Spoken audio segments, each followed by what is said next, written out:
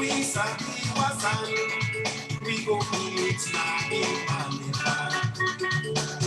Each man I can go, no today or tomorrow. You go get a job, now when you pick my mind, you get me. So then we left to go silent life, and for my God we come this way.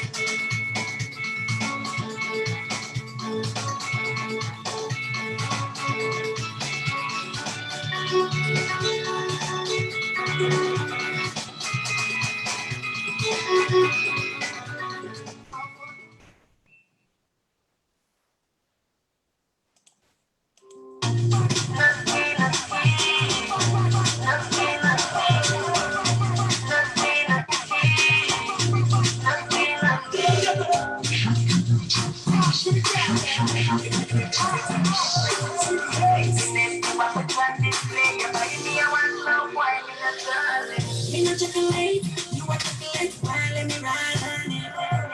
Let me take you over late, me not take a eight, let me ride on it. Why let me ride on it? See, let me ride on it. When you coming out, see, you let me ride, let me do the dog, see. And I could see this.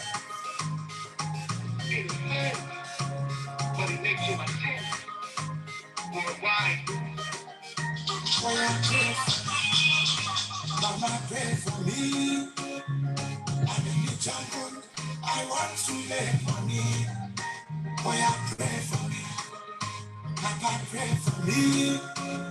Oh, no, I guide my footsteps in this journey. Boy, I pray for me.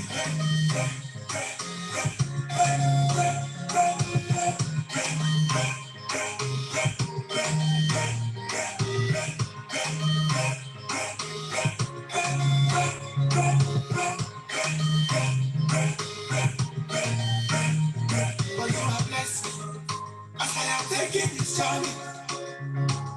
The road to success, not is something funny. Sometimes you go get level, sometimes you must come in. Like I depend on you to prepare a table for me. Baba, take me away from this wilderness. Protect me from the things that where you say that they keep my stress. This year my life was sweet. I'm tired with this bitterness. I must make this money. I beg you, Baba, make you give access. Boy, I pray for me. Mama, pray for me. I'm in the jungle. I want to make money. Boy, I pray for me.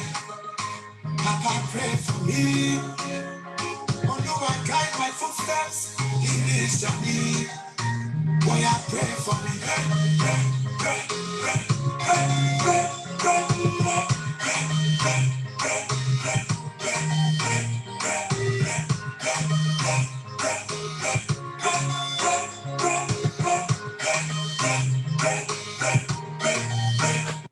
As I am going out, Baba, please bless my hustle. Give me the courage to move on. Can't keep my muscle. As you dey see this song, you don't tell me how to struggle. My own portion of blessing, I beg make you give me a double. Baba, take me away from this wilderness. Protect me from the things that where you be said that they give my stress. You see how my life was sweet. I'm tired with this bitterness. I must make this money. I beg you, Baba, make you give access. Boy, I pray for me. Mama, pray for me. I'm in the jungle. I want to make money. Boy, I pray for me. Papa, pray for me. Oh, no, I guide my footsteps in this journey. Boy, I pray for me.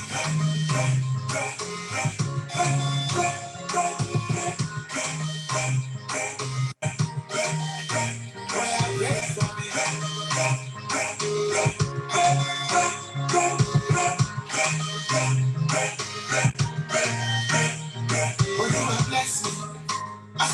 making this journey.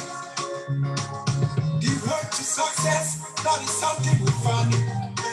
Sometimes you go clear level, sometimes you go stormy. When I depend on you, so prepare a table before me. Baba, take me away from this wilderness. Protect me from the things then. Why you say that they keep my stress? This year my life was sweet. I'm tired with this bitterness. I must make this money. I beg you, Baba, make you give access. Why you pray for me? Mama, pray for me. I'm in the jungle. I want to make money. Why you pray for me? Papa, pray for me. Oh, no, I guide my footsteps in this journey. Why you pray for me? Pray, pray, pray, pray, pray, pray, pray, pray, pray, pray,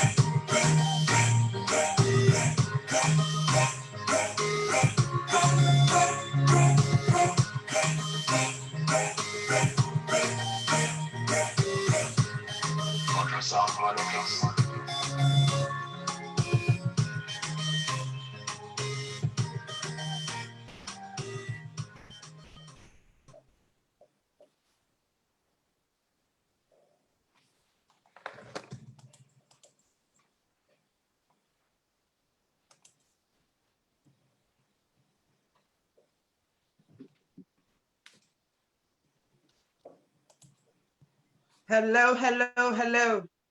Good evening, ladies and gentlemen. Am I on? Yes, okay. You're on. Good evening, ladies and gentlemen. Good evening, Mama, Papa, brothers, sisters. This is your one and only Isatta Sisay-Jalloh on the health show via Diaspora Voices. And I hope you've all had a lovely week so far, other than the rain in our beautiful country here. However, we all know what's happening. We all know what's going on in our Mama Salon. And the highlight for the last 2 to 3 weeks has been the increase in rape and how that crime is perceived, how it's understood, how it's managed. You've heard from lots of speakers, different shows talking about, you know, the services available in Sierra Leone, the government policies, the legislation, and so on and so forth, the enormous and fantastic work that NGOs are doing, the non-governmental organizations that are doing to supplement the government's own work as much as possible. In many cases, it's been revealed it's actually the other way around. It's the NGOs that are leading and the government seems to be following suit, which it's quite interesting. But for me personally, I think we've labored a lot on what is there, what can be done, or what should be done, and what we should look at, and so on and so forth. But we're not really understanding the concept of rape. We're not understanding it. We're not able to identify that difference between rape and sexual abuse or sexual assault, or the big word that I really want to talk about today with my sister, who will join me in a minute, Josephine Dowder. We want to talk, just have a discussion. We just want to have a discussion about the term pedophilia. Pedophilia, for those of us in the Western world, it's not an uncommon term. We've heard it several times, but it seems as if in Sierra Leone, for the past 3 weeks, I have not heard anyone, be it health professional or so on, mention that word pedophilia. And it kind of makes me a bit concerned, because I'm thinking, hold on a minute, some of this child rape and abuse that is going on, have we ever stepped back and actually reflect and think about the root cause analysis? What is going on and why are people doing these things? I'm not saying, don't get me wrong, I'm not saying they're not doing, they're doing good, or God forbid they are not doing good. For me, I think I've said it several times, my best medicine is castration for a lot of these people. So, but we also have to look at it from a different angle to see what can we as a society and community do to see how best we can raise awareness. Yes, there's a lot of awareness being raised by a lot of the girl child organizations and so on and so forth, the women's organizations and so on and so forth. But how do we reach out? But also, how do we identify some of these root cause analysis? How do we look at them, and what do we put pressure on the government to change or to do or to act on is my issue and it's my concern. Please, please, please, our viewers, please, if you want to call, the number is there. If you want to join in the Zoom, the number is there. I am not an expert in children's services. I am not an expert in rape.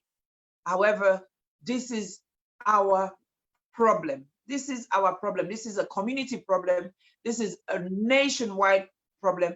And this is a worldwide problem. Rape is not just isolated in Sierra Leone, neither in West Africa or the whole of Africa. It's in all the continents of the world. And but they're dealing with it differently. So for us in Sierra Leone, the reason why it's become such a big thing recently is just the number of rape you're hearing about. But most importantly, it's not just the number. It's the demographics.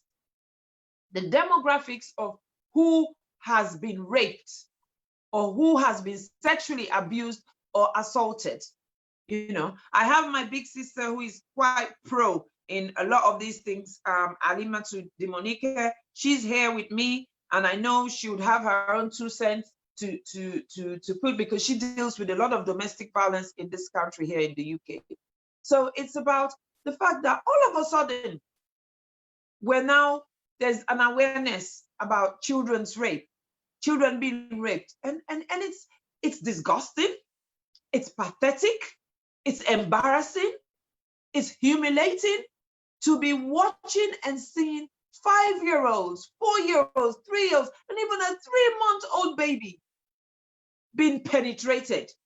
I mean, who in the world can do something like that? Who in their right mind can do something like that if something is not mentally wrong? Something here, something in this head is not wrong. If some screw here is a bit loosened, for you as a man or a young adolescent to sexually abuse a child. I mean, I know, you know, for a very long time in Sierra Leone and many parts of the world, kids were given into marriages at a very early age, as early as 13. I know a lot of people who started having children at the age of 13. You know, as soon as they hit puberty, they were given away to marriages, and for them to go into a home and start their matrimonial relationship. And over the years, a lot of activists, a lot of pressure, human rights, and so on and so forth, have put a lot of pressure, and we're gradually seeing the age of consent being increased to 16, to 18, and so on and so forth. So, but what do we do about that? How do we, as the ordinary citizens of Sierra Leone, like we said, it is everybody's business. We need to help the activists. They cannot do it on their own. They need to be encouraged. They need to be inspired. They need to be supported. They need to be motivated. And that is why somebody like me is doing this. Like I said earlier on, I am not an expert in children's services. I am not an expert in rape issues and so on. But I just feel as a citizen, we all need to do something and say something and support, and also making sure it doesn't stop and end after just 1 week. Myself and my sister Josephine was just talking right now before we went live. the momentum that this young girls, one of these young girls issue, which has brought a lot of issues up, the momentum it had 2 weeks ago is dying down. It's dying down. And isn't that what people expect? Isn't that the expectation? And they say, oh, don't worry, they'll talk about it and it will blow off and we'll get on with our normal habits and so on and so forth. So please, I am urging each and every one of us as Sierra Leoneans, let us think wisely. Let us think how we manage these situations. Let us think how we support the people, the leaders, the forefronters. Let us see how we can best support them. So for me and my sister today, what we're going to do, I'm going to go through a brief science, the science behind rape. That's what we're going to go through. And then we'll end up with our big topic, which is pedophile. We're going to talk about, because for me, it is really because of this issue with the alleged rape of Khadija that made me look more into rape, to be honest with you. I know it's a crime. I know it's an act, and I know it's statutory crime, but I really, it's something that I didn't want to go anywhere near in terms of my brain, because I think the reality is at least everyone from Sierra Leone, I'm just focused on Sierra Leone here, every one of us know somebody who was either raped or who was sexually abused or who was sexually assaulted. Trust me, we all know. From the days when we were going to school, we were hearing stories. We used to see our schoolmates being stoned or being provoked because they had been raped. It was all the victim's fault. So what is rape? What is rape to you and I, and what is rape as it is? So rape is where a person intentionally penetrates another's vagina, anus, or mouth with a penis without the other person's consent. So let's switch this to Creole, or brother and sister them, because I think this is one of our problems. How do we reach out to them people that within our village? Like Anita, another activist, says, how do we reach out to them? How they're not educated, they don't understand English. How do we reach out to them? All the time we speak English? No. Let us talk in our local dialect, and hopefully 1 or 2 people in the village would understand Creole, and then they can pass on the information and knowledge and so on and so forth. So basically, rape now where somebody, they intentionally take in penis, that's what they call tololi or tone, where they take them, it push them inside your vagina or your anus, inside toilet they come out, or inside your mouth without consent to that. Now rape, And interestingly, we get so many types of rape. Josephine, are you there? Is Josephine there? I am. Sorry. I was sniggering. I was sniggering when you said Tololi. Welcome to the health show. Thank you so much, my sister. Thank you for having me. It took the word rape to bring you on my show. It did. It did. It did. It took you. It took as well Khadija's plight to get some of us talking about pedophilia and rape. I think I've been one of those people who, since I got back to Sierra Leone, I've probably slipped into some of the cultural aspects here. Yeah. Because it's a very, our culture we don't speak up. We don't speak about uncomfortable things. And this is one of the reasons why I believe people don't talk about pedophilia. Yeah. Those around the industry of child sex abuse, those who work either in the field of awareness, in the ministries, the Rainbow Center, they all know about it, but they just don't speak about it. Yeah. Even the incidences, you only hear about 1 or 2 cases every couple of years. I was shocked to find out that they receive on average 15 cases a day in Freetown. I was like, how? Absolutely. And that's how just come we don't know? And that's just Freetown. Yeah, I mean, in every district. And those are the people who are brave enough or injured enough to come forward. Yeah. So I think part of the problem of people not talking about it is because of our culture. Our culture of being ashamed, of being told you don't speak about certain things. I think that's responsible, right? Okay. And like you mentioned, the kids, when we were kids, we knew those who were raped, but would point fingers. Point fingers, and maybe there were those who threw stones to them.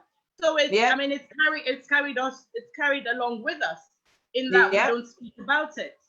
Absolutely. But obviously, some of us know better, and we're making changes, and hence I'm here on the show. Okay, good. And so what we're going to do from now on with the Fete Party Creole, yeah? No, Fete Party Creole. Okay. No problem. We go Fete Party Creole. I'm still laughing when you said Tololi. Yes, you know. Now, I tell you, we need to talk about this Tololia. We need to talk about this Tonia. We need to talk about this vagina. You know, we need to talk about her, because if we're not able to identify how people that they identify some of these parts of the body, how we go make them understand what thing that they talk about, you know, or what thing they look out for. Because if you go tell that person in a village, say penis, you go ask, say, what's in a penis? What's in a penis? Or you go ask that my name and say, penis. He say, you know, and so I will tell you. So I'm only saying Mende because I know my Sabi talk small. So we get to go down to the root level and talk to people and educate, because when they see now, them people they suffer past even the people in the city, you know, because their level of understanding is very, very low.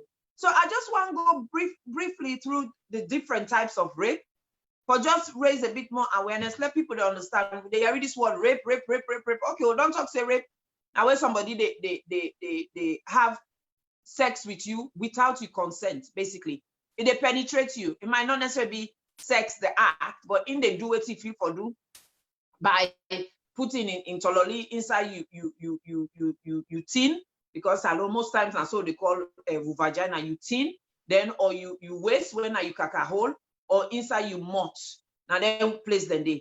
And one of the types of rape where it common. We get so many different types of rape, but some of these rape them more common as Sierra Leone past, you know, some. So one of the first one is date rape. Date rape now basically somebody meets you, he say, hey, no, come out, let's go out.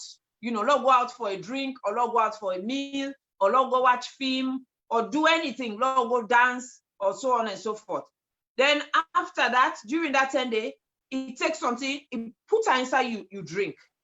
Something medicine where they make you check, where they make you know they able to know what you left from you right, you know they know what thing for do.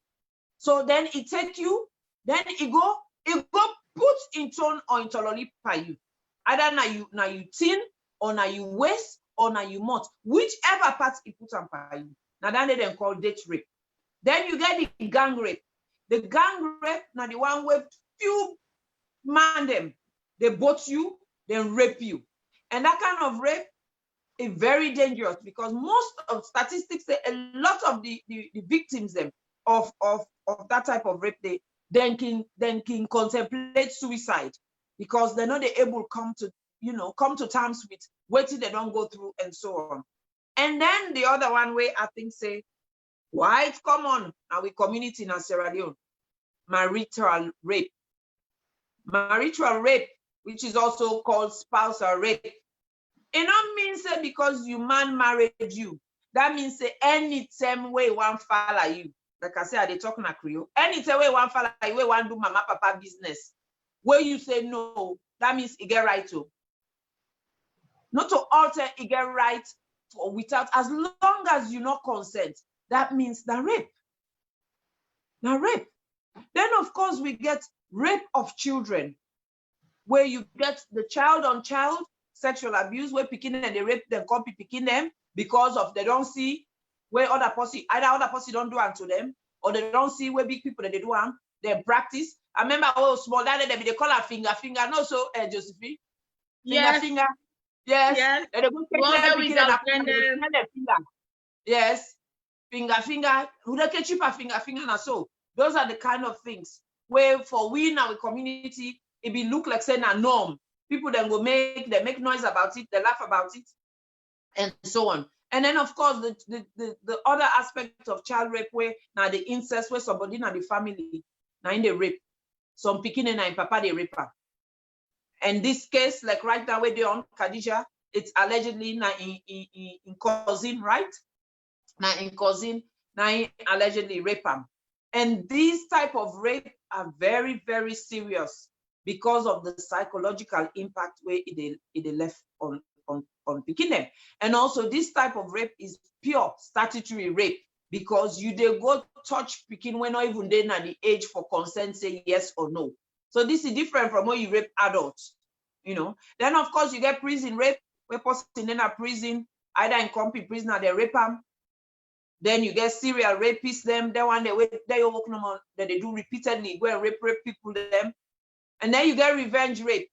Somebody will feel say somebody don't do them bad. If you say if for organized for let them rape them. Then you get war rape. Josephine, I want to let you touch a little bit on war rape because I think we don't forget whose side we come out. We don't really forget whose side we come out over 10 years ago, which was the Civil War. And I remember the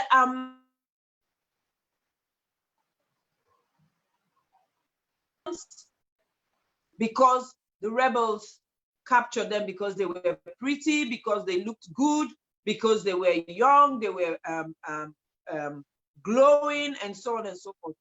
Waiting and go do them, and they raped them, right? You know, they raped them. Josephine, can you hear me? I can hear you. The weather really bad now, yeah, so now in and out. But yeah, I just want you for adding 2 cents to the war rape. The war rape we don't exist in our country. Well, I know say a lot of the rape they be attributed to the war rape. But me, I mean, for men, they really do the investigations and get the statistics. Because the people that were fed inside the war, the soldiers them, they don't really retreat, right? No. I think there are few then are freedom. So then few way then are freedom. I mean, they're not a highlight saying that they commit their rape then, yeah. So we get a new batch of people then will not be then at the war where they committing crimes there. So even though yes, the rape from the war, the rape culture in the war might don't get to spill over, but me not feel say is entirely responsible for the amount of rape now they see in the country. I not really feel so. Yeah. I don't really feel so. Yeah, but of course, that day in itself, the war rape in get your own post-traumatic stress disorder we carry time where in get your own problem. You understand? Yes. And then of course you get the rape by deception. I feel say that's back now a type of rape we common now with Sierra Leone community, wherein basically the perpetrator they gain consent via agreement because then they in power. You know, I've had a lot of people say that. Some people, then the way you go to their office for go find job. Some man, the way you go to their office for go find job. Not so you CV that they look. Now you Bobby or you waste. Not so. The next thing, they don't begin ask you, say, so what you they do? How go do this thing? You really want this work, yeah? Until you know what for do. Now for can't see me. You know. Now for can't see me. When for can't see them after working hours. You know. So we have a lot of that going on in Sierra Leone. A lot of that, wherein people in power, men in power, are abusing their power that way. And then you've got, of course, the corrective rape, where I think we not get in Sierra Leone, I think, where it gets for do with, it's a form of hate crime, where it gets for do with primarily against the lesbian, gay population. And then we get custodial rape. Now, custodial rape, now any picking where they within an institution, such as like an orphanage and so on and so forth, where you rape them, now that's not custodial rape. And then of course you get other types of rape: exchange rape, punitive rape, theft rape, ceremonial rape, and status rape. Now the reason why I feel say we for kind of understand these different types of rape, because for me, my question is, does the judiciary understand these different types of rape? And if so, does that make a difference in terms of how they sentence people them where they don't convict? Do you think so, Josephine? Do you think? Well, this one not an easy one, because you only need for actually see even the amended Sexual Offense Act. You only need to see the details of for no say. Definitely, they not take cognizance of the different types of rapes. The punitive measures that we then get now based on the age of the perpetrator. So if you, for instance, might just reach for me details. So for instance, if you under the age of 18, you they get 5 years minimum. Yeah, but that irrespective of the nature of the rape, right? Irrespective, in order to define. Yeah, me self don't read that thing there. I don't really see where they actually say, okay, because na pikin you rape, and because of the way you do it, you go get more. It's just the advice you say, this is what you get. You understand? Minimum. Yes, the minimum. The maximum day when alive, obviously, but then they obviously still there at the discretion of the judge. And then just they prescribe the minimum. So when me feel say, I think definitely me feel say definitely you need different levels of legislation for the different types of rape. Yeah, absolutely. And I think that's my conclusion, because and when you get those different legislations, then you deter, even because we are talking about the home base them. But what about the JC there, where they come out now all parts of the world for go salon? You know, when Christmas time, Easter time, when you go salon, you they meet them young boys and or big man them. Where come on, whether na UK, na Netherlands, na America or Australia, you then see them with picking them where you know say, damn, you're not supposed for them with that picking. That picking is only 13. That picking is only 16. But because you get the upper hand, and that is what it is rape by deception. Because you get that upper hand day, you don't go without you dollar or without you pound sterling. Whether picking they desperately need, because as a result of poverty, maybe as a result of the civil war, it don't become the parent rather than the child. You they go, you take advantage. You are all guilty. You are all equally guilty. Let this guy way down allegedly rape this Khadijah. So for me, it's not just that everybody that throws stones, oh, Sierra Leone, Sierra Leone. But what about the Sierra Leoneans in the diaspora? What about them? I bet you, Sir Josephine, during these seasonal holidays, where you don't go na big places, you have witnessed some of these things. I like. You know, like, but you know what thing I don't witness them. And even where you live now, you they witness the big man there and the small picking there when you come out. Definitely. You don't hear the term Pepito or Pequito. Yeah. So you get that one day. So there's just a culture in Sierra Leone amongst the men go for younger girls. So there's that culture, and then the culture of other people just, you know, like you go sit down at a restaurant, you go see older men come in with younger girls, everybody just maybe do shim and then turn their head.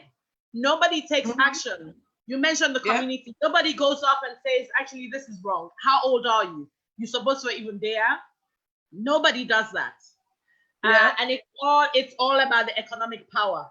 The restaurant where some say the owner don't say no one make you even do that because you go spoil business for them. Yes. You understand? Nobody else will back you up if you actually have the nerve to do that. So even though, yes, we see diasporans that they come and then they get up to all these sort of things, it's just the culture. It's the culture. Youssef Aware said the law, even if you report somebody, by the time they reach a police station and bribe, depending on who that they meet, that case don't go boss. So you're then in a position where there's no point following things through. Because the system, the structure not there in place for actually pick up from which side you left off. And you not go left your business, they chase HSC where you see with a 14-year-old, you know, lounge, you don't go left with you there and they run around, they check for her. You can't. We're impaired. It's like you become a vigilante, isn't it? You become a vigilante for God, and that is why it came to a point. I really choose where I go when I go Sierra Leone because I find it so disheartening, so depressing, so frustrated and upset. Rather than I go enjoy myself, relax and hang out with good people. The environment, the surrounding, waiting they go on at the surrounding, they really affect me, you know. So for me, I rather buy a few drinks, buy me roast beef, people then can also sit down, we keep company, or I go to me party that will sit down, keep company, because I know who I'm the circle of people I'm with. I feel a bit safer there and less vulnerable. But for me personally, where I can go salon, when you go to those places, especially like Lumley Beach and so on, I do feel a sense of vulnerability, you understand? Because sometimes I can just kind of relate to some of them beginning and say, oh my God, I imagine what was I doing at this age, you know? Or we don't get picking now, when you picking, you see that picking, you see the age, in the mirror you picking age, you don't want to say, but my child at home is so pure, so naive. How can this same age group of child be here and doing what they're doing or being encouraged to do what they're doing? It really blows my mind. It really does. Yeah, Nadi, you know, the fabric of society, it really don't get a huge departure from waiting we be know where we they grow up. Yeah, I know. Yeah, it's had a huge departure. Probably the result of the war, and I think people's economic circumstances, people's economic circumstances, not they allow both parents for dinner hosts, so they're not able to monitor them picking there, and then picking and they you know, if they're beautiful or they have the features that, you know, because, you know, for me, how can a 14-year-old girl be beautiful? If they get waiting the perpetrators and they look for, all they do is throw money at it. Yeah. And this enables the parents to let their children go because they know they're bringing money home. And even the pressure. Yeah. The pressure of we society get a pressure for that they put pressure on women to get married.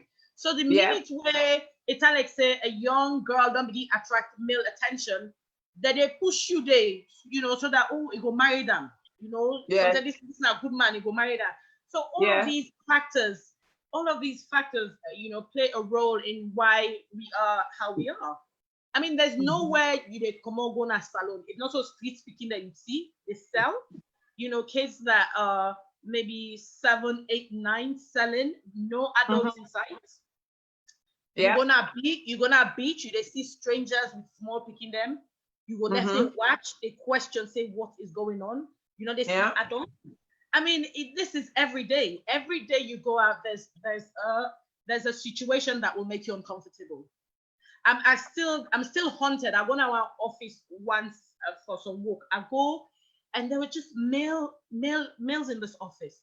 Then a guy come with a small Pekin, a small girl, and I don't know. There was something very uncomfortable about that situation. I left, and it must have been over a year ago, but I have never forgotten. I'm not being stopped. Unfortunately, I'm being stopped and go back and ask, "What's this Pekin do now?" I just wasn't comfortable. But again, why is a child in an office building? Yeah. With all males? Why isn't that child in school? How that picking past security? You know, I still remember when they're supposed to be at school, you know, when they're supposed to be at school. You know, there's no system here to capture, you know, our parents doing what they should be doing. Are the kids going to school at a certain age? Are they not out, you know, are they not at risk in their homes or in their environments or in the schools?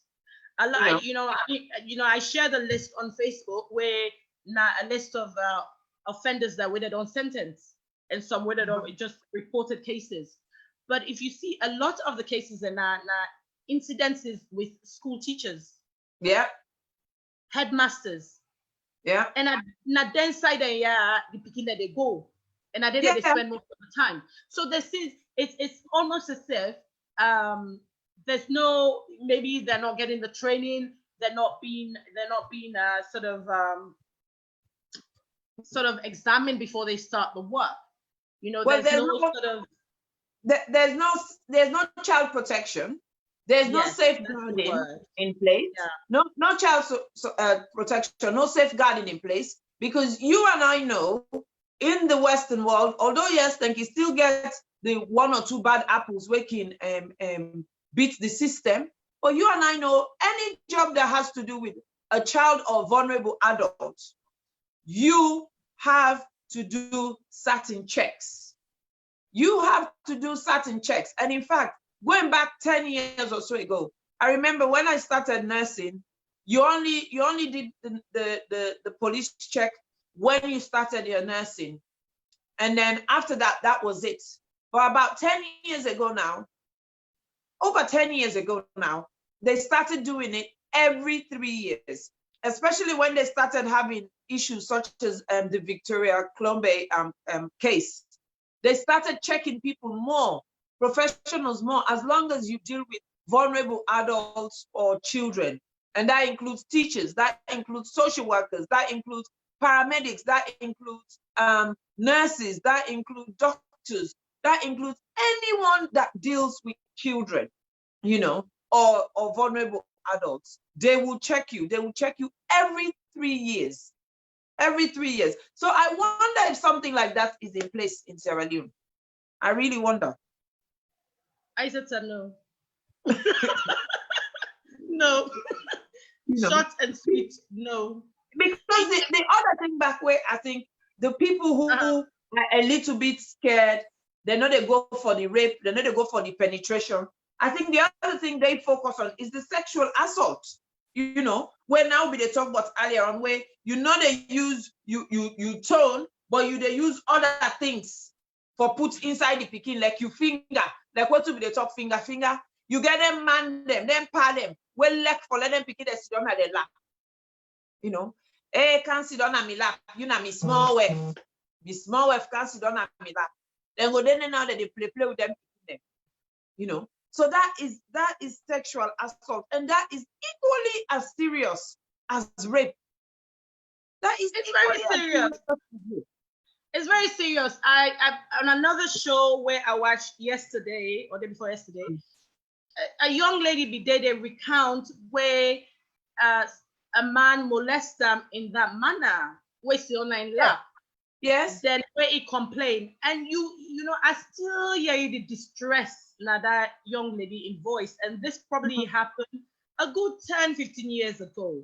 So it is not something for just say, oh, na finger, and be dismissive. It has an impact on the child. And this not one of the issues then where the whole country not they recognize pedophiles amongst we missed in that, okay, now people are a bit more aware about rape, but they're not actually aware of the activities of pedophiles, because a pedophile now that is not in mainstay, that is one of the mainstay for, you know, have you on a lap, then they do what you get for do. If the parent only knows say na rape is not the only form of sexual abuse, they're not looking for that in the home. They're not because they don't even realize it. Yeah, they don't really realize it. I'm just gonna go through some comments because it's really mind blowing here. The comments are like, oh my God. I think a lot of people are saying, Myra says, good evening all, very interesting topic. And then, you know, where we people are saying, what else are they saying? Very, very interesting topic. And then Alima to say this, I think this is when we were talking about, we've all known somebody who has been raped. So she said, I know we all did. It's shocking. And then somebody said, you're so right. We all know the shocking. And Jean-Marie Kanu says, with you, the shocking news is real in us. And then interesting and very sensitive topic. Well done. Mama Sano says, and then good evening to a lot of people. And then Alima says, teach we, please, my sister. Because I think people don't, it's these words. People, they're afraid for call them words, they are the body parts. You know, why they go talk about penis to people that we not learn English or we not understand them? Why you not go call her as it is? Salon with the color tololi, tone, or botu. Those are the words we use. You know, the vagina with the color that you tinde or that you bombode, or even the one that we really want for the root that they call her you pima. So why we not go use them words there? Because until we begin use the language where the layman they use, then we go able to get through to them for understand what's in the go on. And I see Auntie Susan Banyale concur to that. And Mariatu said, yes, it's important to use our mother tongue. And Auntie Safi Kane says, this topic is a taboo within our culture, and it's time we break barriers to address it. Indeed, we have to be blunt. We have to be frank. We have to hit the nail on the head because it's very, very important. And then just like what you said, Josephine, somebody concurs as well. The culture of silence, the stigma is also a deterrent. Nobody no one let them know say they don't rape them because, like I said, they're going to begin to laugh you, they point finger at you. No man no go want you, or then go even one begin take advantage of you because they feel say they look and say where they rape you, that means now because you free. Where they rape young people, then because they're free, you know. And who else says educators should speak the language the grassroots understands. That's from Auntie Betty. And then Alimatu is talking about date rape as well, saying it's becoming more and more common. And education, lots of people saying education is important. And somebody said, oh, I hope you're going to address the issue whereby people who live in the diaspora go to Sierra Leone and practice pedophilia. I think, Catherine, I would disagree slightly there, because I think pedophilia is not something you choose when and how you practice it. I think what a lot of these men who leave the diaspora and go and do in Sierra Leone is they practice sexual assault, they practice sexual abuse, and they practice rape. Those are the things because trust me, if they're pedophilia, they would have been caught here. And then Albert says, indeed, here in the United States Army, we deal Can I just interject? Yes. So, yes. Yeah, so if I can just interject, that person in point about the people in the diaspora where they travel. So that is pedophile tourism, right? So where they know, say, the country not really get enough safeguards for children, it's more attractive. Now, it's very possible, say, the UK go on miss for catch them as pedophiles. Yeah. And then they wait where they can holiday, suppress their yearnings there until they encounter a country outside they're not able for catch them and for can't live out, you know, we own nightmares. And right? their fantasies. So, yeah. So these are tourists. There must be a term, but these are tourists who look for destinations where there are very little safeguards. Yeah. Thailand has a similar issue. Yeah. There's a similar issue with Western travelers. And they have it as well. They have it in Egypt as well, in Marrakesh, you know. Yeah. Is it Marrakesh? Yeah, I think. Or where you have a lot of Russians go there, and that's what they primarily go for. Yes. So Yeah. I was one of these people, because I was also a holiday maker, and I came to see my family. So now when people are highlighting this, I'm like, well, aren't they just coming to have fun? But of course, if the safeguards are not there, it is going to attract the pedophiles more. Where are you going to go on holiday? Yeah. If you have a choice. Where you can go let your guard down and do what you really want to do without any consequences, right? Without any consequences. So just to go back to some of the comments, Safi Kane says, we need to continue advocating for needed reforms to legal processes and urge a focus on prevention to create a positive shift in our societal understanding of sexual assault and violence towards women and children. Surely, let's hope people in the present government listen and take information shared on here for discussions within the government and political parties. And then Alimatu says, cultural practices prepare women and girls for this. The grooming starts there. I would agree. The grooming starts there because in some cultures and in some tribes, that bit where you go bondo, which is what Alima is leading on to, the FGM. That bit the way they go, that's when they're starting to groom you to make you, to start telling you mentally that after you're now married, you go married. We know say some tribe, then they once you go through that passage day, when you come out, within few months or so, you're going to be wedded. Because 9 out of 10 times for those group of people, it's your prospective husband that pays for all of that, isn't it? I believe so, yes. Yeah. I personally discourage it. I personally don't even want to think about it. I don't even want to think about it. I don't even want to, But yes, I believe it's a rite of passage. Yeah. It's a rite of passage. It's a preparation for you into womanhood, or going into a marital home to start your life there. And then Albert here, who is into criminal justice and criminology, he's a professor. He said, we teach sex crimes, criminology, etc. And I talk about rape.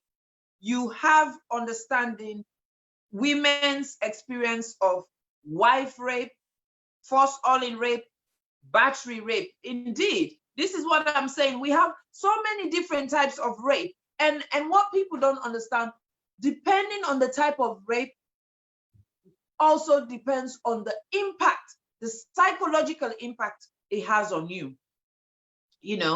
And lots about no structures, lots about people are very, very angry and expressing their frustrations, and they're talking about grooming. They're talking about, Kadi says here, how about we bring light on simple sexual harassment, which is trivialized in our daily living activities in Sierra Leone, in the workplace, in the school knowing boundaries. True, true, true. How many times you hear people say, you know, like when we were growing up, you had children who they were always topless, you know. They don't begin pull the bobby small no more. Then you go see them man and they come, oh, this time me wife. Now you get for me wife. Like we see bobby back. Like we see bobby, let's see if better don't inside it. Hey, get small seed. Or let's see waste back. Those are the things that Kadi is talking about. And those are sexual harassment. There's sexual harassment and assault, you know. So a child who is not allowed to be a child. It's conditioned from an early age. Yeah. So this is why, yes, this is not just about Khadija, but this is why in every community, in every society, it takes one to change the status quo. And I think for everybody, if one thing, good thing comes out of Khadija, is for us to see things being changed, people being listened to, actions being taken in Sierra Leone. And so that is why a lot of people are pushing for such as Khadija's law. Just like we have here in these countries, we have Chelsea's law, we've got Jessica's law, as Albert says, we've got Adam Walsh's law, you know, all these are in honor of victims of rape, wherein there probably was a bit of weakness in the system. And as a result of this, these people then suffered these heinous crimes. And so in honor of them, they changed the system, they changed the law, they influenced the legislation. So that law is named after them. And I think that's very, very important. Very, very important for us. I think, I mean, I do think this is a watershed moment for us. Yes, it is. And I think we, you know, for me, one of the things that is making me very angry and frustrated, I mean, just diverting from our topic. Today, I posted about the premature deaths of people in Sierra Leone. Every day we hear about the amount of funding that goes into Sierra Leone. Oh, this person has funded this for this healthcare, this. Oh, this person has funded this for this healthcare, this. But still people are dying carelessly. People are dying carelessly and nobody's accountable. Nobody's accountable. The healthcare professional is not accountable. The hospital is not accountable. The family is not accountable. The ministry is not accountable. Nobody is accountable. But then as soon as you say something, I posted, and then one or two people had the nerve to privately message me and say, oh, now for take tell, what you they talk? You know, say people that they watch you. Where is freedom of speech? Where is freedom of speech in our country? Why do people have to be punished because they're raising awareness? Why do people have to be frightened to say what they need to say because they're worried about the consequences because of the people in power?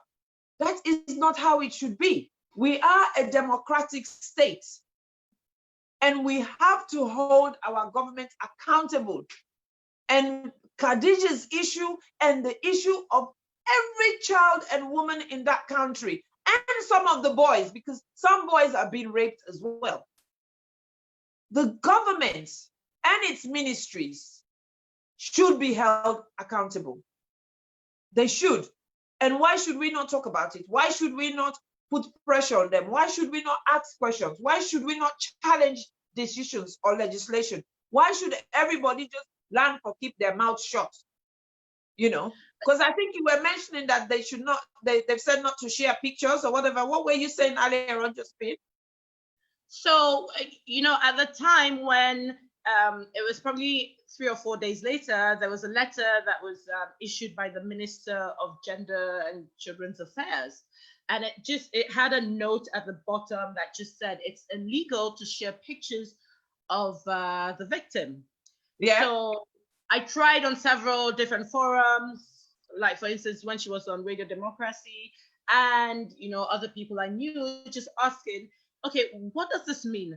Does this mean we cannot share pictures, her pictures like her celebrating her birthday or her with her family or just her by herself, or pictures of the incident? because there were pictures that were really horrific that, you know, those should not be shared at all. Those should not be shared for obvious reasons.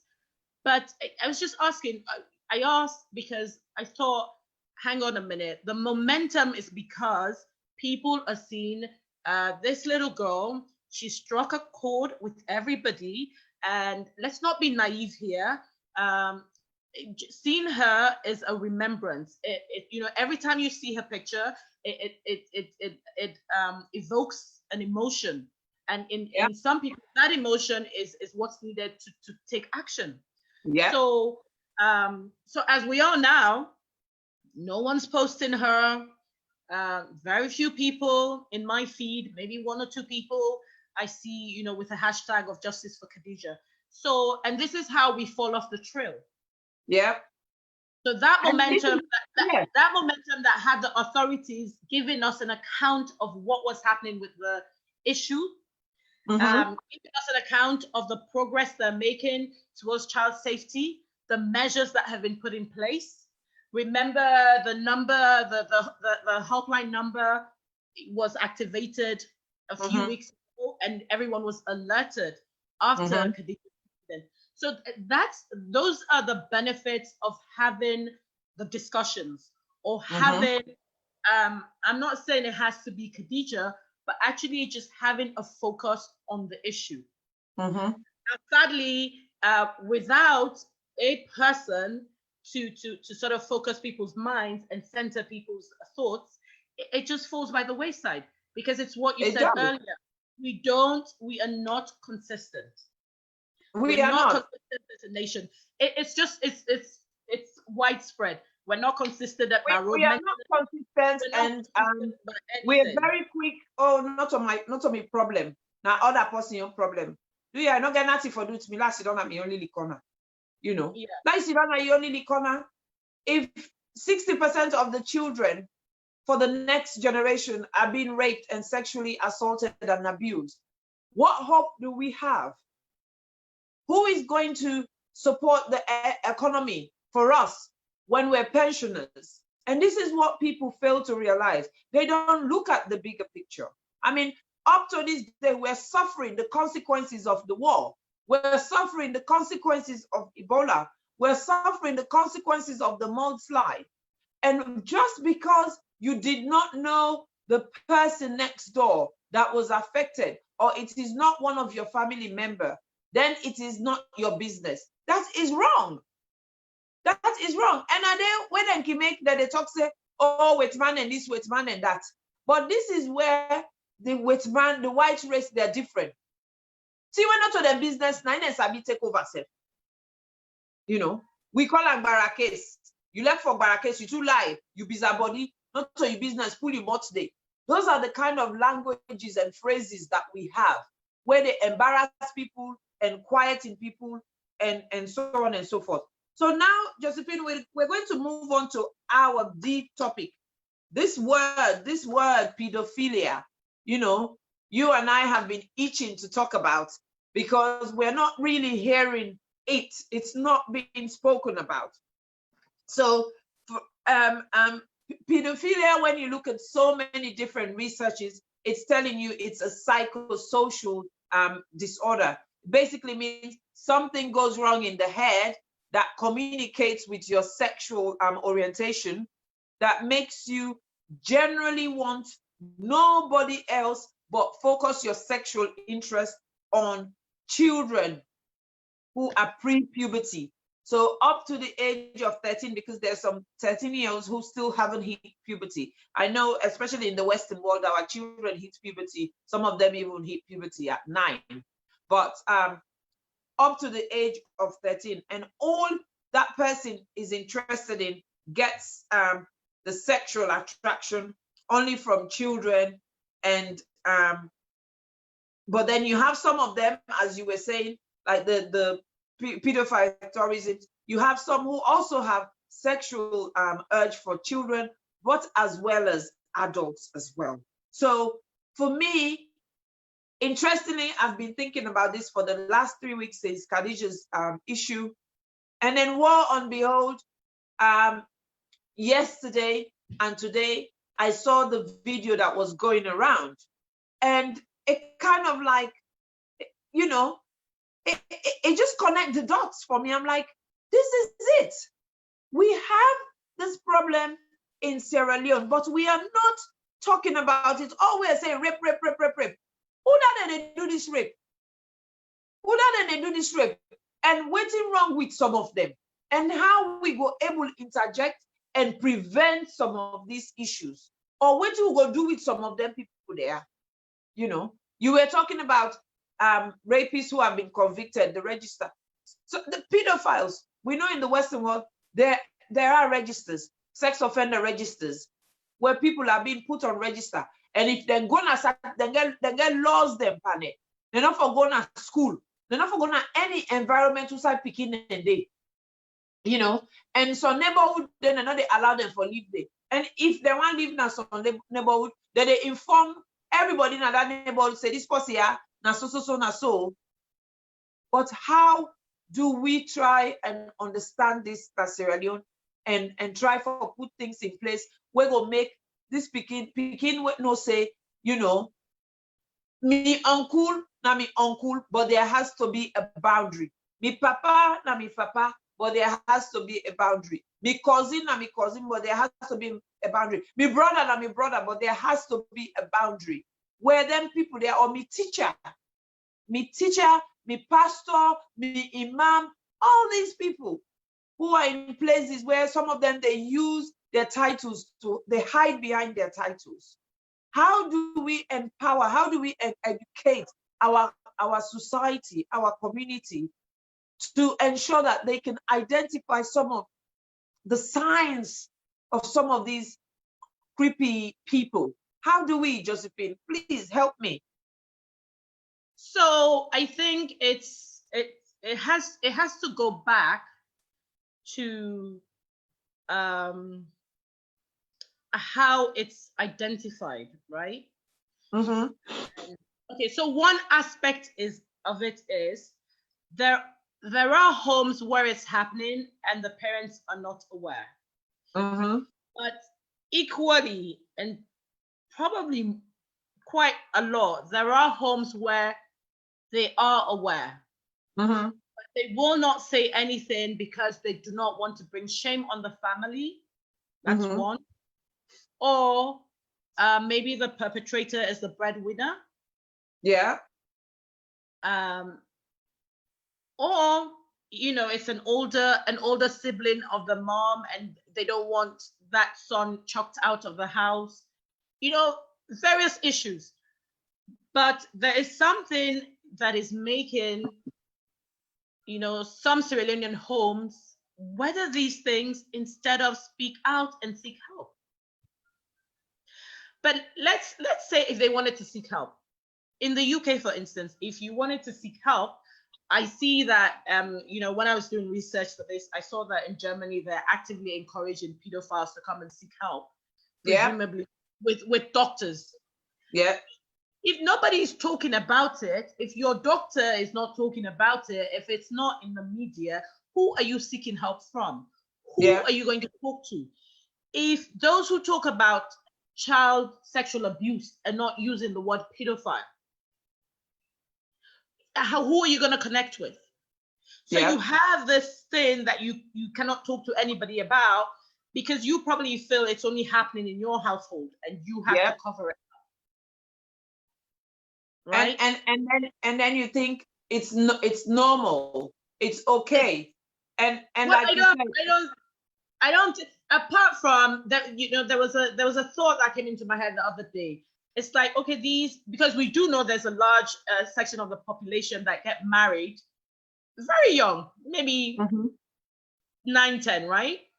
So now those women, when they grow up to be women, when they have their daughters and they see their daughters being molested at 5, 6, how do they feel? Do they feel that the child is being violated? Or do they think, oh, actually, you're going to get married in 5 years' time, so it's better to start arousing your sexual senses? Mm-hmm. Do they see it as abuse? That's the Probably thing, not. isn't it? Do they know whether Probably it's not. wrong? Do they Yeah. know whether it's inappropriate? No, It, they probably not. They have gone through it and they feel they've survived, right? yeah, Because they have their kids, they're provided for, and even making provisions for themselves. So they feel okay. So, you know, yeah, they're preparing that 5-year-old to get married in another 5 years' time. yeah. So if that 5-year-old is maybe been sexually harassed in some way, it's okay, because in 5 years' time, you know, they're gonna be married off to somebody. So there are so many things to do in this area. Awareness, yeah, I think awareness. There has got to be awareness and sort of reconfiguration of people's minds in this country about what, you know, the rights of a child. Yeah. It's a mindset, isn't it? It's The a mindset. mindset. I mean, you It- know, It's probably like a mindset. yeah. But It, I mean, we'll come back to the pedophiles, because with the pedophiles, there's no saving of their behavior, right? There's no cure. yeah, yeah, They will always have these tendencies. yes, I don't know when Sierra Leone will get to that point when, you know, they can give, because apparently there's medication and obviously there's psychosocial support you can give them to yeah, sort of, you know, manage their condition. I don't yeah. know when we will get to that, but in I the know. meantime, it's got to be about prevention and awareness. Yeah, because I think in terms of treatment, yes, you're right. They could be given medications. They can be given medications that suppress their hormones, such as testosterone, which then reduces their sexual urge and minimizes, you know, their risk of violence and sexual abuse. They also have different types of counseling that they go through. You talked about the mind and how the brain works and the thinking behind it. So for people, for pedophiles, a lot of them have to go through something we call CBT, cognitive behavior therapy, which is basically, you know, retraining them to look at their ways and their behaviors, but also giving them the opportunity to experience, you know, what their victims are going through. And that's by, you know, encouraging them to watch accounts of victims. For example, when that young lady was talking yesterday, I thought to myself, if only the person, the perpetrator, if only they can see you now and see what they've had to put you through, will that make them change? And will that encourage them to make a difference? Yes, they might have done the act. They've done it many, many years ago and they've gotten away with it. We've got a system where, you know, you can't go back to them. However, will that, as a human being, in terms of humanity, would watching and listening to somebody like that, knowingly knowing that you're guilty, will that make you stop and think? You know, so that's the big difference between those, the kind of treatments that are available in terms of your behavior. How can we change your behavior to conform to society, you know, and helping you reduce some of these urges that they get from the testosterone and so on and so forth. But like you said, where I think Sierra Leone is a long way. Can I just interject? Mm-hmm. Can I just interject? You know, one of the things I read was that, you know, they don't believe, pedophiles don't believe they are actually doing anything wrong. No. They hide it and operate in secrecy because they know society frowns on it. But Yeah. they themselves do not think they're doing any harm. So getting them to watch a video, you can't appeal to them. And they're even apparently those that are actually advocating that this is another form of a relationship, or another Yeah. form of, sexual preference that should be legalized. So they Yeah. don't see anything wrong. It's they've got neurological disorders or developmental issues. So they just do not see the harm in what they are doing, and No. yeah, And they just don't do it. and that's the sad case. And for us in Sierra Leone, I mean, general medicine is already depleted, let alone psychiatry. Psychiatry is very, very limited compared to general medicine or surgery. So because you need psychiatry, you need psychology, you need psychotherapists, you need different types of counselors to be able to manage such group of people in our community. And I think we're quite a long, long way from there. We're quite a long way. And I think that is why, for now, if each and every one of us as a citizen of Sierra Leone takes up this responsibility and say, you know what, for every time I talk to someone, I am going to talk, if this comes up, I will talk about it and I will not dismiss it. It is not embarrassing to talk about sex. It is not embarrassing to talk about your sexual organs. It is not embarrassing. The other day, there was a lady who did another program who she was talking about the importance of teaching your children to recognize their body parts and their sexual parts of not just themselves, but the opposite sex as well. And I see one of our big sisters, Auntie Susan, saying, we need to teach the young boys, we need to teach the young boys to know the different sexes and the importance of them and the do's and don'ts. And that is why when in this country, where they've taken sex education into primary school, people are frowning on it, saying, oh, you shouldn't. You're the ones getting the children to think about it. It's not fair. They're innocent. Are they? Are they really honest, innocent? In a generation where social media is their bread and butter? Are they? Isn't it better they're told the do's and the don'ts and the reality rather than what they see on social media, which might not be real? So it kind of, it ponders my mind a lot. It ponders my mind a lot. And it's in comparison to the general healthcare system in our country, it just makes me wonder, where do we go from here? What do we do? Where do we start? How do we start? How do we really start with these pedophiles? How, yes, we raise awareness, but then we raise awareness, then they get caught. What do we do with them, Josephine? What do we do? What do we do if let's say tomorrow a neighborhood identifies with what we've said here, this grooming, this gaining of trust, and sharing secrets, and so on and so forth. If people identify this in their local community, and they're able to identify 3-4 men that fit this bill, who have probably already committed a crime of rape with one of these children, where would they take such, where would they take them?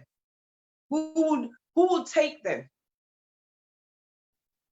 Well, actually, so the thing is that there is a community structure in place.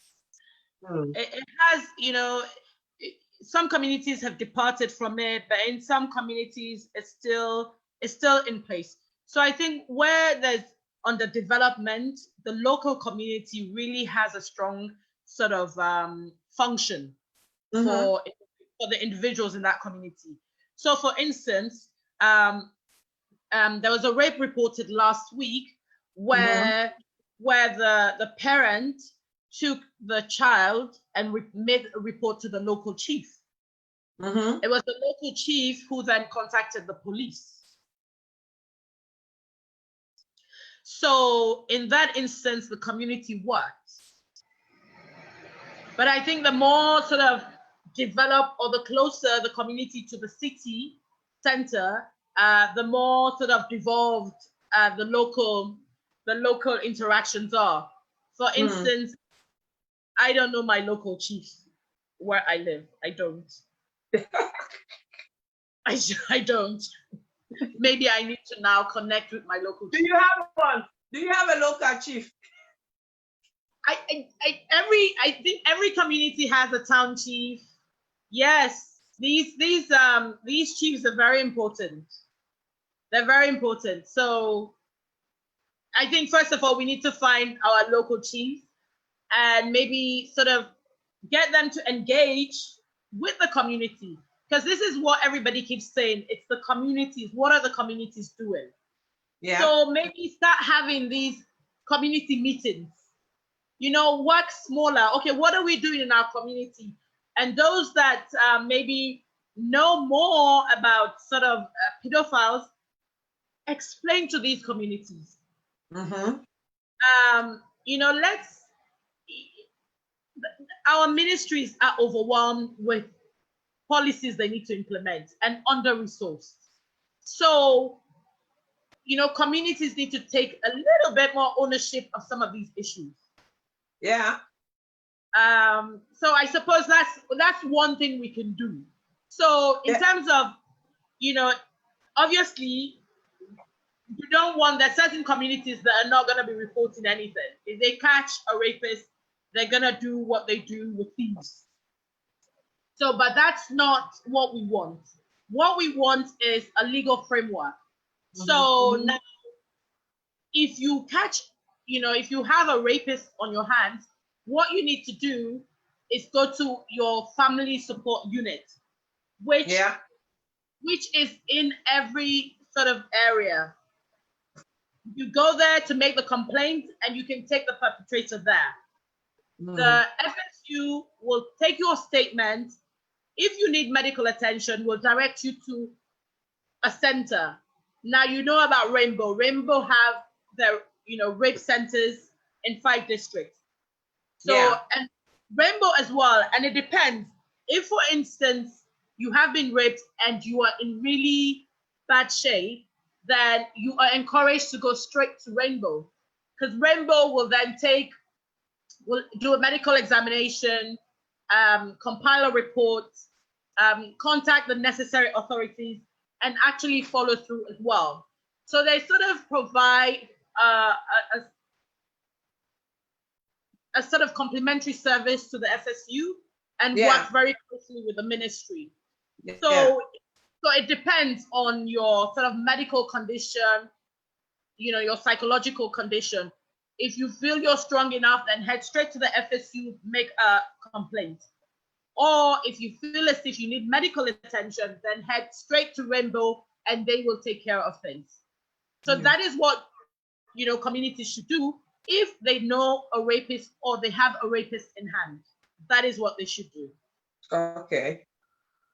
I mean, poor Rainbow, it feels as if they need more money so that they can open centers in all the remaining 11 districts, isn't it? You know, because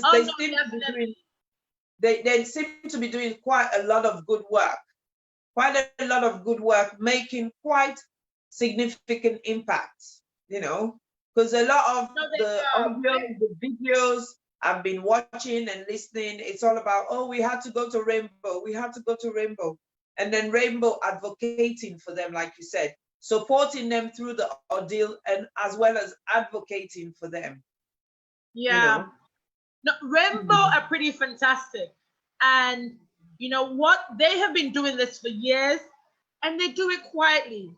The first time I heard about Rainbow actually was I attended Dr. Olabisi Cole's birthday party. And now she is a founder member and she one of the consultant doctors there. Now for her birthday, she asked for people to, instead of giving her gifts, to make donations towards Rainbow Center. So I, you know, that was when I asked vaguely, what is it? And I thought, wow, how amazing that you know, on your birthday, you want to make this sort of gesture. Yeah. So then I started hearing about the work, but you still did not hear about a lot of the things they do. Even in the information they put out, it sort of bears the same pattern as our cultural, you know, our silence on these issues. Yeah. So they'll give us statistics, but statistics where you're just thinking, okay, it's sexual abuse, but you don't know how many children. Yeah. You don't know how many STDs or how many pregnancies are resulting from these sexual assaults, or the ages of these people that are being sexually assaulted. So for me, I wish they could work more on that area. But what we need to do is give organizations like Rainbow support. They are experts in the field. They have been doing their work perfectly. They know the system. They work well with the ministries. All they need are more financial resources to carry on the work that they do. And they've gained credibility, isn't it? It seems as if the people trust them most, you know, and when they need to go there, they go there. And if they can't go there, they go there. So I think, you know, you've just rounded it up very, very well, in the sense, we as the people, we as a community, I think anybody watching us or who would watch us later, I think what we need to do as individuals is pick something and say, okay, this is what I am going to do to contribute to we cannot eradicate rape. You cannot eradicate rape in the world, but this is what I'm going to do to help towards the prevention of rape, or to help towards the management and support of rape victims, or to help towards, you know, reforms, changing of legislation, and so on and so forth. And I think if each and every citizen does that, especially citizens who are in the position to do that, I think we would make headways. We would make headways, because like I said in the beginning, and like I said, it is everybody's business. We try and turn a blind eye, but it is our business. Some of us, we're learning to face our fears. You know, I've always not felt comfortable dealing with children, in the sense, I don't like to see children being hurt, and I find it difficult. I find it uncomfortable. But this time I thought to myself, no, I am in health awareness. I promote health. Rape is a public health issue. It is a public health issue, and we need to talk about it. We need to be seen to be talking about it. We need to make noise about it. We need to support the activists and so on and so forth to do their job.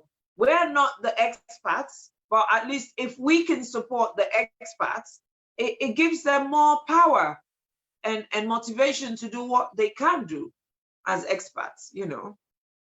So I don't know what you want to add on, just as a conclusion, Josephine, because I think it's been very, very important. We've got a lovely gentleman here in the viewers called Albert Lansana, who is saying, yes, it takes the community, as we have what is known as collective efficacy, indeed. And Dee said, we're hoping that the relevant ministry will also be more present on these issues. Yes, it needs to be a collaborative effort.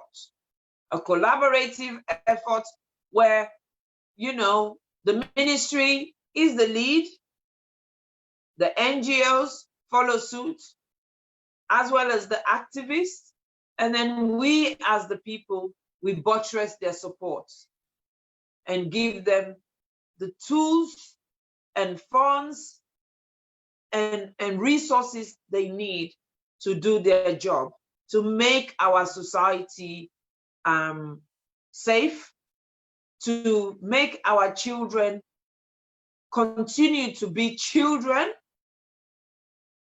and just enjoy their moment of being a child. So over to you, Josephine. I want you to just give us your own 2 cents as you are on the ground. We're all the way here, and all we are influenced by to some extent is what we see or hear in social media. But you're actually on the ground. You're feeling it. You're sensing it. You're witnessing it. You know, I would like to have your conclusion on this, and then we can just round up and say tata. Okay. So, you know, in conclusion, I'd like to say it's even a fact that we are talking about this 2 weeks after Khadijah's passing. And what I think the most important thing is that we are having the conversation. So we need to keep having the conversations, because that will highlight the issues. Everybody needs to make a conscious effort to use the word pedophile. Mm-hmm. We need to find a way to get those who are at the forefront of the campaigns in the ministries to recognize that without actually calling these people what they are, and then, you know, making people aware of who they are and the characteristics and how to protect their children from these people, we cannot actually move on from this point. So that is almost a campaign in itself. So I think we need to keep talking about it. We need to keep reaching out to these authorities to use the word pedophile. And then, you know, everybody listening, you know, once a week, do something to highlight this plight. There are campaigners out there. Like their posts, share their posts, ask them. A lot of them are attached to organizations. Ask them, what can we do? Yeah. You know, at the end of the month, you know, send them 50 pounds. You know, us in Sierra Leone, 100,000. You know, sort of, you know, choose an organization every month that you would support with a little bit of money. It all goes a long way if everybody is doing that. You know, Absolutely. Those of us who are in Sierra Leone, you know, let's get connected with our communities and see what we can do within our communities. Yeah, let's just keep talking. But let's not forget, because, you know, and I do hope, and maybe as a result of this, you know, somebody on some show will say pedophile. They just don't say it. Nobody says it. So I just hope even this show, you know, and which is why I want to thank you very much for having me on, and for giving me this opportunity to talk about something that has been, you know, since Khadijah's death, it's just really, it's been upsetting. And I had noticed for all the time that I've been here that, you know, people just don't acknowledge pedophiles. And they just don't. It's just not spoken about. It's not a word that's used. So I've always felt that there's a need to highlight it. So I'm really grateful for this opportunity. In my own small way, I'm gonna keep doing it on Facebook, and, you know, people I speak to. Another thing I do, which I would, you know, I want to advise everybody. Every time somebody has a baby, you know, I always have this, we thank you, celebrate you. But immediately after that, I tell them about the risk to babies of pedophiles. Yeah. No, absolutely. I don't tell them when they're pregnant, because you don't want to create anxiety. And yes, I know they are probably also at risk of postnatal depression and other things, but at some point you need to be aware. You need to be aware. You need to be aware, and you need to, you will always find the right timing, isn't it? It's about picking, you know, and choosing the moments, and you will, once you've got a good intent, you'll find the right moment. And I think that's what's very important. Advocacy, education, raising awareness, getting the professionals themselves to say, yes, we have got a problem, and this problem is rape. And what are one of the causes of rape is pedophilia. And why, who are they? What are we looking for? Let's use these words. Let's use them. Let the judiciary look at the different types of rape. Let them make decisions on how, you know, depending on the nature of the rape, that should determine your length of sentencing, rather than just the blanket thing. If you're this age, you get sentenced for minimum 5 years and so on and so forth. I mean, it is about the intensity of the crime, the severity of the crime. It is unacceptable, totally unacceptable that we as a people, we are allowing some of these things to carry on in our community.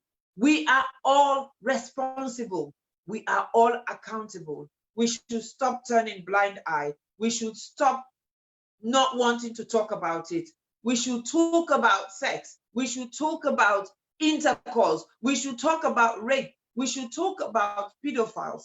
And most importantly, as a parent and as that bystander, we should always be each other's keepers.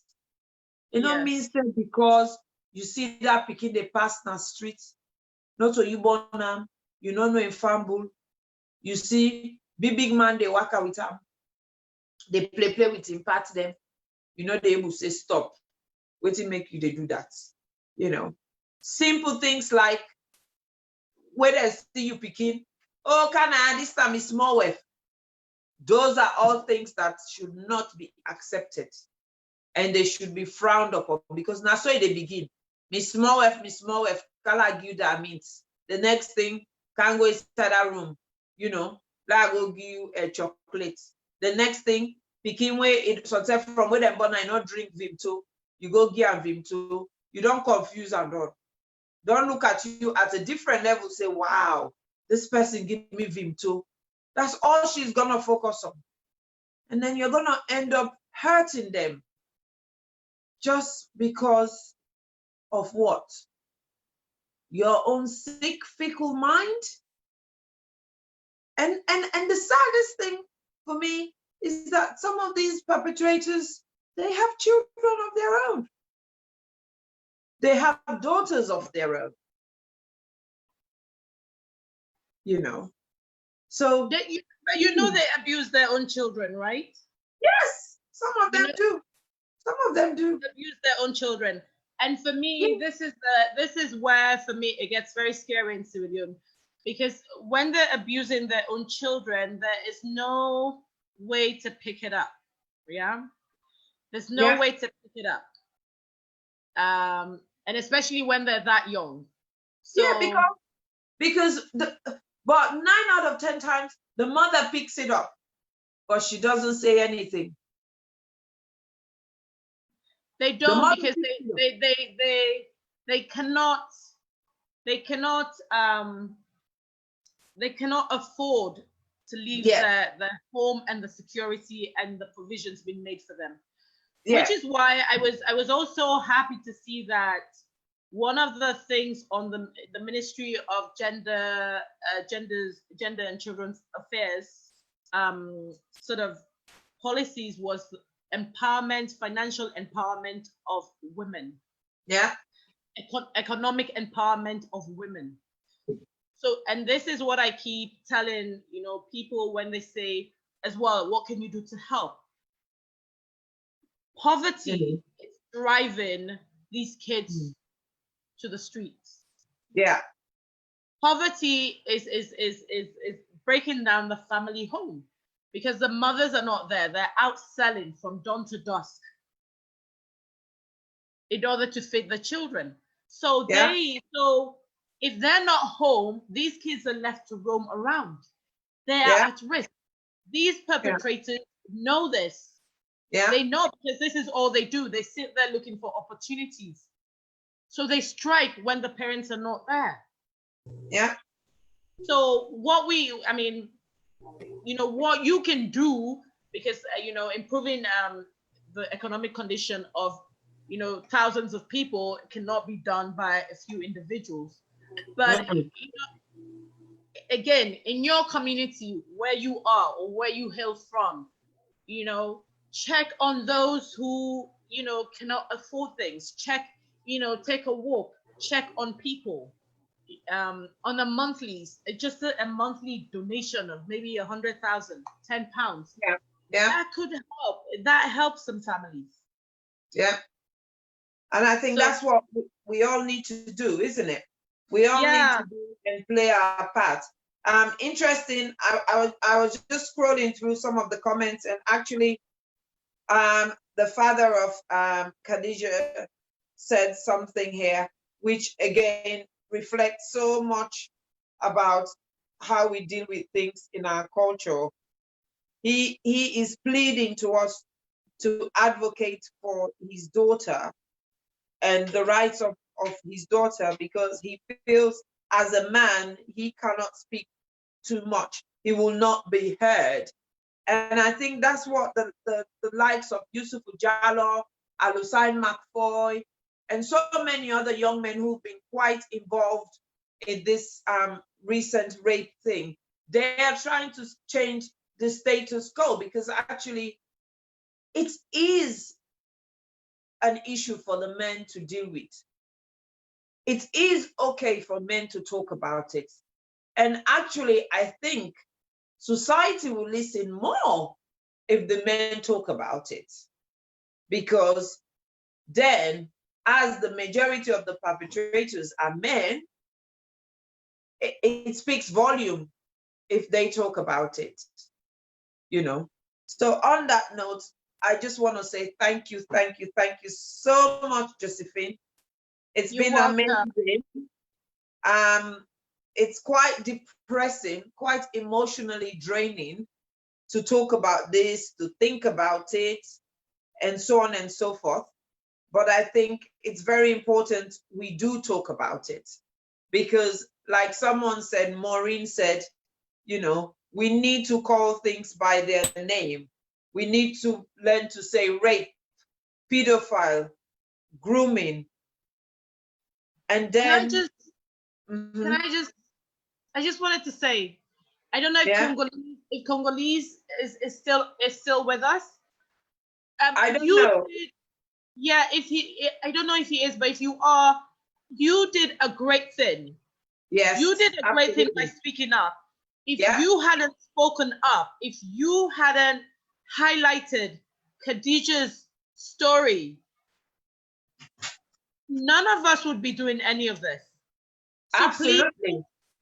please don't feel that you should keep quiet. You shouldn't. Everybody has taken action because of what you did. So you champion this, you know, so please don't keep quiet. We're still doing all that we can. We want justice for Khadijah. We're just watching and waiting. We're really just watching and waiting. Trust me, everybody is on it. Maybe people don't ask, but I know several people I talk to, they go, waiting not happy now for the case. You know, everybody is watching. Congolese. We are watching. We are watching. So Congolese, please don't stop. All the other parents of victims, please don't stop. Let us keep talking. We're here to support you. Kudos to you for actually raising this, because like you said, Josephine, we all knew these things were going on in Sierra Leone, but you know, I wouldn't say it was none of my business, but I just didn't know where to start. I just didn't know how to start and what I can do about it. So Congolese, you've actually inspired us.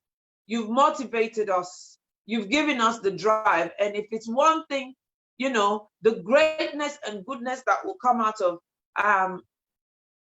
you know, your princess's demise is the fact that she, by God's grace, is gonna make sure the status quo in Sierra Leone is changed, you know, by all of us supporting all the activists, the ministry, the NGOs, to influence change in our community and society. So thank you so much. The conversation continues, the debate continues. We will carry on talking about it. We will carry on raising awareness. because that's what a good citizen does. So thank you, Josephine. Love you as always. Kiss my babies for me. I want to, and kiss mine too. Yeah, and you know, just feels like we'll be the run and then got in there. I know, right? I know. It's been challenging not to sort of just chat like, you know, we do when we meet, and just, you know, have a laugh, and, you know, it's serious, but, you know, it's challenging not to reminisce. I know. And thank you to all our viewers. It's quite a sensitive topic, but I can see people have kind of been actively involved, making comments and so on and so forth. So thank you so much. Once more, this is Isatta Sisay-Jalloh on the Health Show via Diaspora Voices. I will continue to provide you with lots of health awareness. We raise awareness, we promote health and well-being, because guess what? Your health is your wealth. Well body na gentry. If you not get well body, you know they will do nothing. If you don't know what thing for do for maintain well body, you know they will do nothing. And if you don't know what thing for do for prevent you picking for become a victim of rape or pedophilia, then it is important for you to know what to do. So please keep tuning in. Let us pass on the information. Let us learn to talk, share, and learn from each other. Thank you so much. Have a blessed evening. Thank you for that. Producer, we're done.